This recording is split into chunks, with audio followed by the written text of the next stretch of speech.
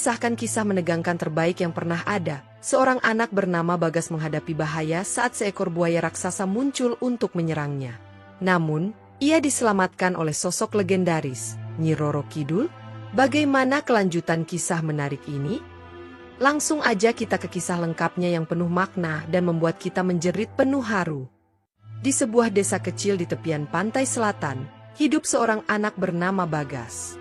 Usianya baru menginjak 10 tahun, namun ia sudah terbiasa membantu ibunya mencari kerang di sepanjang pantai. Bagas adalah anak yang cerdas dan penuh rasa ingin tahu. Meski hidup dalam kesederhanaan, ia selalu menemukan kebahagiaan dalam hal-hal kecil, seperti ombak yang berkejaran atau angin laut yang membawa aroma garam. Suatu pagi, langit pantai selatan tampak cerah, dan ombak bergulung lembut seperti biasanya. Bagas berjalan sendirian ke pantai dengan keranjang kecil di tangannya. Ibunya tengah sibuk di rumah, dan ia ingin memberikan kejutan dengan mengumpulkan kerang-kerang cantik untuk dijual di pasar. Ia tidak tahu bahwa hari itu akan menjadi hari yang mengubah hidupnya. Saat ia sedang asyik mencari kerang di tepian, tiba-tiba ia mendengar suara gemuruh aneh dari arah laut. Bagas menghentikan langkahnya dan menatap jauh ke cakrawala. Dalam sekejap, ia melihat seekor buaya besar muncul dari permukaan air. Binatang itu tampak tidak biasa, ukurannya jauh lebih besar dari buaya pada umumnya, dan matanya memancarkan kilatan merah yang menyeramkan. Bagas terpaku, tubuhnya membeku di tempat. Buaya besar itu bergerak cepat, berenang menuju tepian seolah memiliki tujuan tertentu. Ketakutan mulai merayap di hatinya. Namun, sebelum ia sempat melarikan diri, buaya itu sudah mendekat, dan geramannya mengguncang udara. "Hei, anak kecil!" Sebuah suara lembut namun berwibawa tiba-tiba terdengar di telinganya. Bagas terkejut dan menoleh. Di dekatnya, seorang wanita cantik berdiri dengan anggun. Wanita itu mengenakan kain berwarna hijau zamrud yang berkilauan, dengan rambut panjang terurai yang dihiasi bunga melati. Meski ia belum pernah bertemu wanita itu sebelumnya, Bagas merasa seolah-olah ia mengenalnya. "Siapa Anda?" tanya Bagas dengan suara bergetar. "Aku adalah Nyi Roro Kidul," jawab wanita itu sambil tersenyum lembut. "Jangan takut, aku di sini untuk membantumu." Bagas hanya bisa terdiam, matanya tak lepas dari wanita itu. Namun, rasa takutnya sedikit mereda.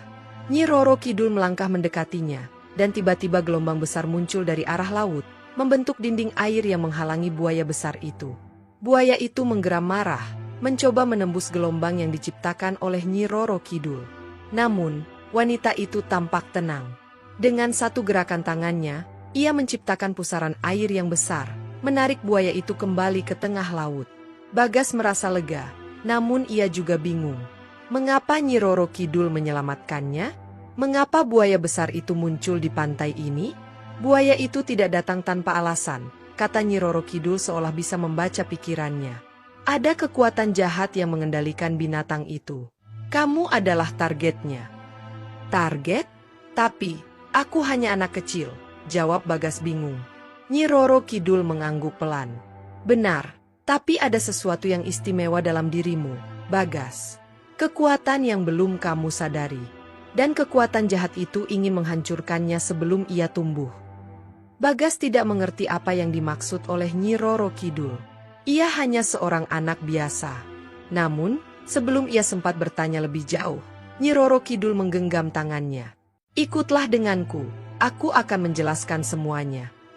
Dalam sekejap, mereka dikelilingi oleh kabut tebal, dan dunia di sekitar Bagas berubah. Mereka tidak lagi berada di pantai, melainkan di sebuah istana bawah laut yang megah. Air biru berkilauan di mana-mana, dengan ikan-ikan berwarna-warni berenang bebas. Bagas terpana melihat keindahan yang tak pernah ia bayangkan sebelumnya. Nyi Roro Kidul membawa Bagas ke sebuah ruangan besar yang dipenuhi dengan ukiran-ukiran kuno. Di tengah ruangan, ada sebuah cermin besar yang memantulkan cahaya hijau lembut. "Lihatlah ke dalam cermin ini, Bagas," kata Nyi Roro Kidul. "Kamu akan memahami siapa dirimu sebenarnya." Dengan ragu, Bagas mendekati cermin itu. Saat ia melihat ke dalamnya, bayangannya berubah. Ia melihat dirinya berdiri di tengah hutan, dikelilingi oleh binatang-binatang yang tampak patuh kepadanya. Ia merasa aneh, namun sekaligus hangat di dalam hati. "Kamu memiliki kemampuan untuk berkomunikasi dengan alam," jelas Nyi Roro Kidul. Itulah mengapa kekuatan jahat itu ingin menghancurkanmu. Mereka takut pada apa yang bisa kamu lakukan untuk melindungi dunia ini. Bagas merasa bingung, tetapi ia tahu satu hal, ia harus belajar memahami kemampuannya. Dan Nyi Roro Kidul adalah satu-satunya yang bisa membantunya. Bagas masih terpana melihat pantulan dirinya di cermin besar yang memancarkan cahaya hijau lembut. Di dalam pantulan itu, ia melihat hal-hal yang belum pernah ia bayangkan. Dirinya berbicara dengan burung-burung, pohon-pohon bergerak seolah mengangguk padanya, dan sungai-sungai yang mengalir dengan tenang di bawah perintahnya. "Apa ini benar-benar aku?" tanya Bagas. Suaranya bergetar. Nyi Roro Kidul tersenyum lembut. "Benar, Bagas. Ini adalah potensi yang ada dalam dirimu. Kamu adalah penjaga harmoni antara manusia dan alam. Namun, kekuatan itu masih terpendam. Untuk membangkitkannya, kamu harus melewati berbagai ujian dan belajar untuk memahami hubunganmu dengan dunia ini." Bagas menundukkan kepala, merasa tidak percaya diri. "Tapi, aku hanya anak kecil. Bagaimana aku bisa melakukan semua itu?" Nyi Roro Kidul mendekatinya dan meletakkan tangan lembutnya di bahu Bagas. "Keberanian tidak ditentukan oleh usia, Bagas. Kekuatan sejati berasal dari hati yang tulus. Dan aku yakin, kamu memiliki itu." Bagas terdiam sejenak, mencoba mencerna kata-kata Nyi Roro Kidul. Ia tidak tahu bagaimana cara menghadapi ujian-ujian yang disebutkan itu, tetapi ia merasa ada sesuatu yang memanggilnya untuk melangkah maju. "Baiklah," katanya akhirnya. "Apa yang harus aku lakukan?" Nyi Roro Kidul tersenyum dan mengangguk. Ia melambaikan tangannya, dan ruangan itu berubah menjadi sebuah hutan lebat yang penuh dengan kehidupan. Burung-burung berkicau riang di atas dahan, sementara suara gemericik air terdengar dari kejauhan. "Ini adalah ujian pertama," kata Nyi Roro Kidul. "Kamu harus menemukan sumber air di hutan ini. Namun, perjalanannya tidak akan mudah. Hutan ini dipenuhi oleh makhluk-makhluk yang kehilangan keseimbangan karena ulah kekuatan jahat. Mereka mungkin akan mencoba menghentikanmu. Ingatlah, gunakan hatimu untuk mendengar suara alam di sekitarmu." Bagas mengangguk, meskipun rasa gugup mulai merayap di hatinya. Ia melangkah masuk ke dalam hutan, mencoba mendengarkan suara alam seperti yang dikatakan oleh Nyi Roro Kidul. Di awal perjalanan, ia bertemu dengan seekor rusa kecil yang terlihat terluka. Kakinya terperangkap dalam akar yang melilit kuat. Bagas berhenti dan mendekatinya perlahan. Rusa itu mengangkat kepalanya, matanya penuh dengan rasa takut. "Tenang, aku tidak akan menyakitimu," kata Bagas dengan suara lembut. Ia berlutut dan mencoba melepaskan akar yang melilit kaki rusa itu. Akar-akar itu terasa keras dan tajam, tetapi Bagas tidak menyerah. Setelah beberapa saat, ia berhasil membebaskan rusa itu. Hewan itu berdiri dengan gemetar, lalu menatap Bagas seolah ingin berterima kasih sebelum melompat masuk ke dalam semak-semak. Bagas tersenyum kecil, merasa lega telah membantu. Perjalanan berlanjut. Bagas melewati berbagai rintangan, jalan berbatu, duri-duri tajam, dan bahkan kabut tebal yang membuatnya kehilangan arah. Namun, setiap kali ia merasa putus asa, ia mengingat kata-kata Nyi Roro Kidul, "Gunakan hatimu." Suatu saat, ia mendengar suara samar seperti seseorang menangis. Ia mengikuti suara itu dan menemukan seekor burung elang yang terjebak dalam jaring. Burung itu tampak ketakutan dan tidak bisa terbang. Bagas mendekat dengan hati-hati, memastikan ia tidak membuat burung itu semakin ketakutan. "Jangan khawatir, aku akan membebaskanmu," kata Bagas sambil mulai memotong jaring dengan batu tajam yang ia temukan di tanah. Burung elang itu akhirnya bebas, dan ia terbang melingkar di atas Bagas sebelum menghilang ke langit. Semakin dalam ia masuk ke hutan, semakin ia merasa bahwa alam di sekitarnya merespons keberadaannya. Angin yang tadinya membawa aroma ketakutan kini menjadi lebih lembut, dan suara gemericik air terdengar semakin jelas. Akhirnya, setelah perjalanan yang panjang dan melelahkan, Bagas menemukan sebuah sumber air kecil yang tersembunyi di balik tebing. Airnya jernih dan memancarkan cahaya yang sama dengan cermin Nyi Roro Kidul. Bagas berlutut di tepi sumber itu, merasa lega sekaligus bangga telah berhasil menemukannya. Namun, tiba-tiba sebuah bayangan besar muncul di belakangnya. Ia menoleh dan melihat makhluk yang tampak seperti gabungan antara manusia dan buaya, dengan mata merah menyala seperti buaya besar yang ia temui di pantai. Makhluk itu menggeram dan melangkah maju, seolah ingin menyerangnya. Bagas merasa takut, tetapi ia tahu bahwa melarikan diri bukanlah pilihan. Ia berdiri tegak, mencoba mengingat apa yang telah ia pelajari dalam perjalanan ini. Ia menarik napas dalam-dalam dan berkata dengan suara lantang, "Aku tidak takut padamu. Aku tahu alam ini tidak ingin disakiti olehmu." Makhluk itu berhenti sejenak, tampak ragu. Pada saat itu, rusa kecil yang pernah ia selamatkan muncul dari balik semak-semak, diikuti oleh burung elang yang terbang di atas kepala Bagas. Kedua hewan itu berdiri di sisi Bagas, seolah melindunginya. Bagas merasa keberanian mulai tumbuh di dalam dirinya. Ia menatap makhluk itu dengan tegas dan berkata, "Kembalilah ke tempat asalmu dan biarkan alam ini damai." Tiba-tiba, cahaya hijau dari sumber air itu bersinar terang, membutakan makhluk tersebut. Dalam sekejap, makhluk itu menghilang, meninggalkan Bagas bersama teman-teman barunya di tepi sumber air. Bagas terduduk, merasa lelah tetapi juga bangga. Ia telah melewati ujian pertama. Setelah makhluk buaya menghilang, suasana hutan kembali tenang. Cahaya dari sumber air perlahan meredup, meninggalkan kilauan lembut di permukaannya. Bagas masih duduk di tepi sumber air, memandangi pantulan wajahnya. Ia merasa lega telah berhasil melalui ujian pertama, tetapi ia tahu bahwa perjalanan ini masih jauh dari selesai. Tak lama kemudian, Nyi Roro Kidul muncul di hadapannya. Kehadirannya membawa aura ketenangan, dan senyumnya membuat Bagas merasa lebih percaya diri. "Kamu telah melakukan hal yang luar biasa, Bagas," katanya. "Kamu telah menunjukkan keberanian dan kasih sayang, dua hal yang menjadi inti dari kekuatanmu." Bagas menunduk malu. "Tapi aku masih takut. Saat makhluk itu muncul, aku ingin lari. Jika rusa dan burung elang tidak datang, mungkin aku tidak akan berhasil." "Ketakutan itu wajar," jawab Nyi Roro Kidul. "Namun, yang terpenting adalah bagaimana kamu menghadapi ketakutan itu. Kamu tidak membiarkan rasa takut menguasaimu, dan itulah yang membuatmu kuat."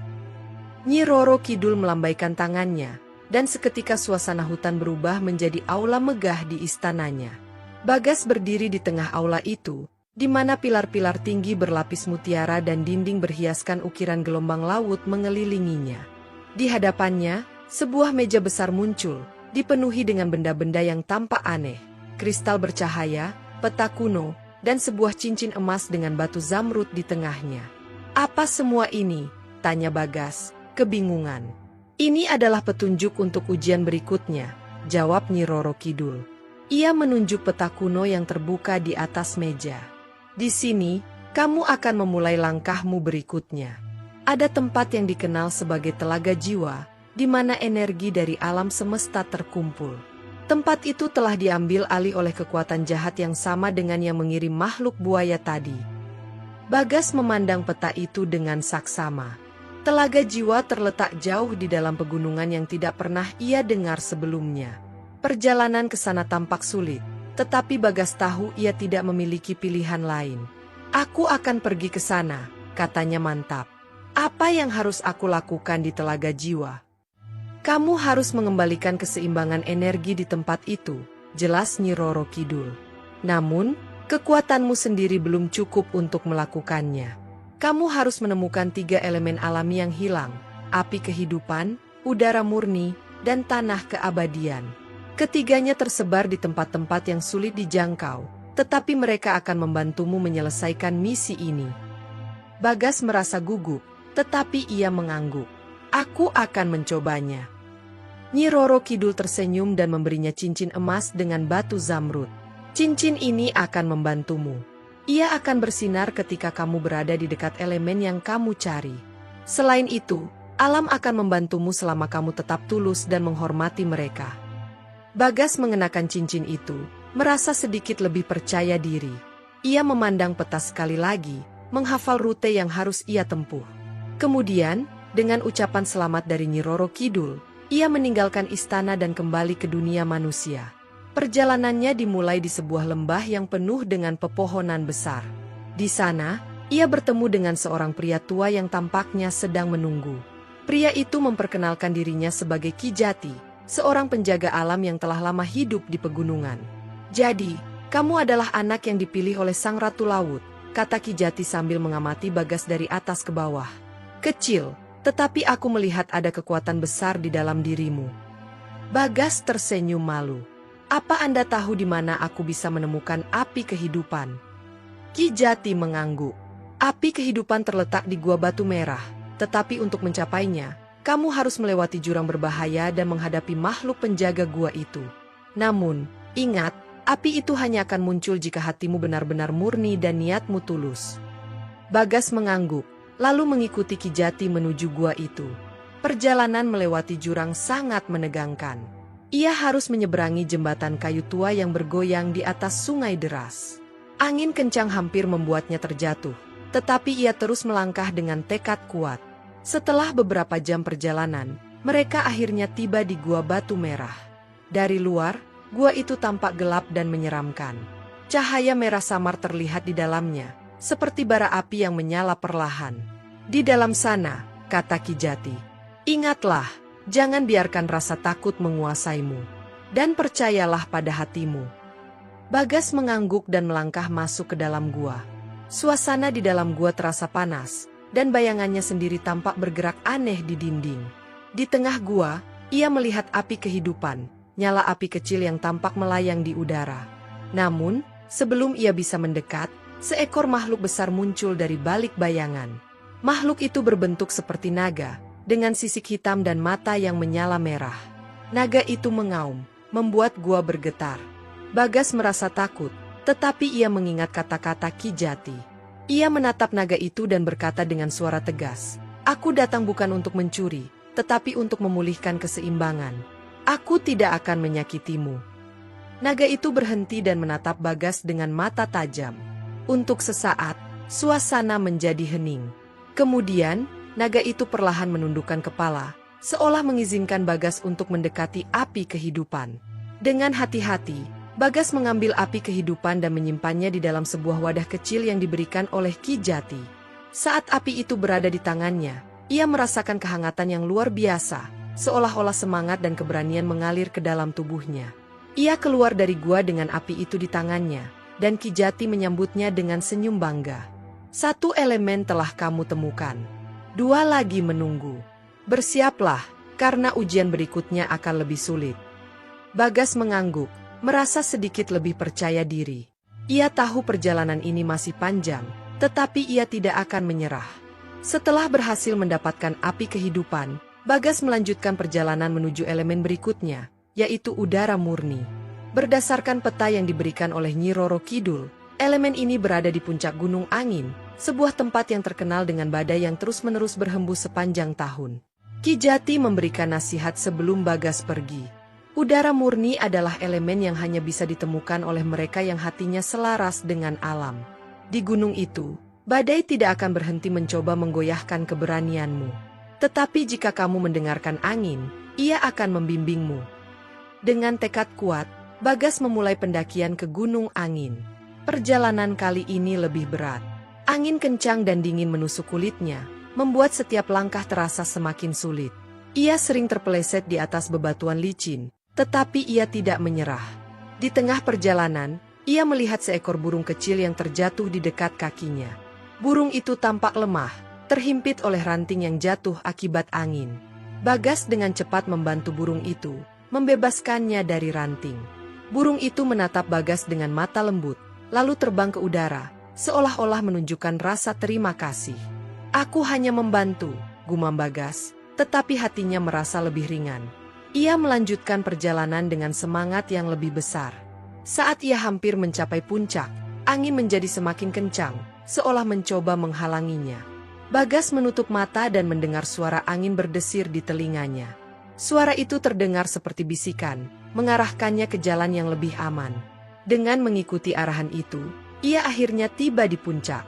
Di sana, ia melihat sebuah pusaran angin kecil yang bercahaya putih. Itu adalah udara murni.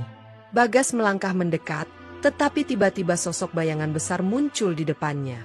Kali ini, Itu adalah makhluk yang menyerupai elang raksasa dengan bulu hitam dan mata merah menyala. Makhluk itu mengembangkan sayapnya yang lebar, menciptakan hembusan angin yang hampir menjatuhkan Bagas. Namun, Bagas berdiri tegak dan berkata, "Aku tidak akan melawanmu. Aku hanya ingin memulihkan keseimbangan yang telah hilang. Alam membutuhkan udara murni untuk kembali harmonis." Makhluk itu menatap Bagas sejenak, lalu mengepakkan sayapnya dengan lembut. Pusaran angin putih bergerak ke arah Bagas, seolah memberikan izin padanya untuk mengambil elemen itu. Bagas menyimpannya di dalam cincin zamrud yang ia kenakan, merasakan kesegaran yang luar biasa mengalir ke dalam tubuhnya. Setelah itu, ia kembali turun dari gunung dan bersiap untuk perjalanan terakhirnya, mencari tanah keabadian. Elemen ini tersembunyi di sebuah lembah yang dilindungi oleh hutan gelap. Lembah itu dikenal sebagai tempat yang berbahaya karena banyak orang hilang di dalamnya, tetapi Bagas tidak gentar. Dalam perjalanan menuju lembah, ia bertemu dengan seorang wanita tua yang sedang mencoba menyeberangi sungai dengan tongkatnya. Arus sungai deras, dan wanita itu hampir terjatuh. Bagas segera membantu, memegangi tangan wanita itu hingga ia berhasil menyeberang dengan selamat. "Terima kasih, anak muda," kata wanita itu dengan senyum tulus. "Kebaikanmu akan selalu dikenang oleh alam." Bagas tidak terlalu memikirkan ucapan itu. Ia melanjutkan perjalanan, tetapi tidak lama setelah itu, ia melihat sesuatu yang aneh. Hutan gelap yang ada di depannya tiba-tiba terasa lebih terang, seolah-olah alam sedang membantunya menemukan jalan. Di tengah lembah, ia menemukan tanah keabadian, sebuah batu tanah bercahaya emas yang memancarkan kehangatan. Namun, seperti sebelumnya, ada makhluk penjaga yang muncul. Kali ini, itu adalah ular besar dengan sisik berkilauan seperti perak. Makhluk itu mendesis, tetapi Bagas tetap tenang. Ia mengingat semua pelajaran yang telah ia pelajari sepanjang perjalanan, berani, tulus, dan percaya pada hatinya. "Aku tidak ingin menyakitimu," kata Bagas. "Aku hanya ingin mengembalikan keharmonisan dunia ini." Ular itu menatap Bagas dengan mata kuning tajam, lalu perlahan melingkar di sekeliling batu tanah itu, memberikan akses pada Bagas untuk mengambilnya. Bagas berlutut dan memegang batu itu dengan lembut. Begitu ia menyentuhnya, batu itu menyatu dengan cincin zamrudnya, melengkapi ketiga elemen alami. Ketika ia kembali ke istana Nyi Roro Kidul, sang ratu menyambutnya dengan senyum bangga. "Kamu telah berhasil, Bagas," katanya. "Sekarang, gunakan elemen-elemen ini untuk memulihkan telaga jiwa." Bagas berdiri di tepi telaga jiwa, yang airnya sekarang berwarna gelap dan mengeluarkan aura mengerikan. Ia mengangkat cincin zamrudnya, dan ketiga elemen mulai bersinar. Api kehidupan memancarkan kehangatan, udara murni menciptakan angin lembut, dan tanah keabadian memancarkan cahaya emas. Ketika ketiga elemen itu bersatu, telaga jiwa mulai bergetar. Air yang gelap berubah menjadi jernih, memancarkan cahaya indah yang menenangkan. Energi yang sebelumnya penuh dengan kejahatan kini berubah menjadi harmoni yang damai. "Bagus sekali, Bagas," kata Nyi Roro Kidul. "Kamu telah membuktikan bahwa keberanian, ketulusan, dan kasih sayang dapat mengalahkan kekuatan jahat." Bagas tersenyum, merasa bangga dengan apa yang telah ia capai. "Terima kasih, Nyi Roro Kidul, karena telah mempercayaiku." Sejak hari itu, pantai selatan dan alam sekitarnya kembali damai. Bagas menjadi penjaga harmoni yang diakui oleh manusia dan alam. Meskipun ia masih anak kecil, keberaniannya telah menginspirasi banyak orang. Cerita ini adalah bukti bahwa bahkan yang terkecil di antara kita dapat membawa perubahan besar, selama kita percaya pada kebaikan hati dan kekuatan alam. Terima kasih teman-teman yang sudah mendengarkan kisah ini sampai selesai. Saya harap teman-teman semua menyukainya, dan apabila ingin mendengar lebih banyak kisah-kisah menarik, jangan lupa untuk like, komen, dan subscribe. Dukung terus channel ini agar kami bisa terus menghadirkan konten yang bermanfaat dan inspiratif.